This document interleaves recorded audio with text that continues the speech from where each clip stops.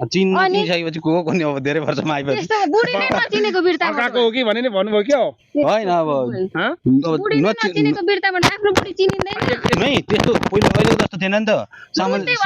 बुढी चिनिँदैन भन्नु न म लिनु आएको उसलाई सामाजिक सञ्जाल थिएन भिडियो कलहरू त्यस्तो हुँदैन थियो बुढीले चिन्नु भएन अनि हो तपाईँ चिनेन 6 वर्षमा नचिनेको बुढी किन पहिला मोटो हुनुहुन्थ्यो जाँदाखेरि सिकुटी पाताले थियो यो झन् 38 केजीको थिए कि पहिला बे गर्दाखेरि म 48 थिए हैन पछि अब त्यो कति पीडा भयो क्या घरदेखि निकालिसकेपछि मैले नानीलाई पढाउनु कि काम गर्नु कि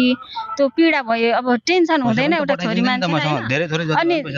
पीडा भएपछि घटेर 38 केजीको भएको थिएँ बिर्तामा लिनु गएको बुढी नै नचिनेको उसले मैले नै पैसा हालेर झिकेको पहिलाको जस्तो थिएन नि त त्यतिखेर भिडियो कलको सिस्टम थिएन त्यो स्क्याप मात्रै चल्थ्यो त्यतिखेर विदेश देखि आउनुभयो अनि यसो हेर्नु भयो तपाईलाई बेलतामा हैन बेलतामा आएको थियो यिनीहरु के बेलतामा 82 सालको त भुइँचालो आएको बेला जेठ 1 गते लिन गएको कि बेलतामा 72 होला 72 सालको हैन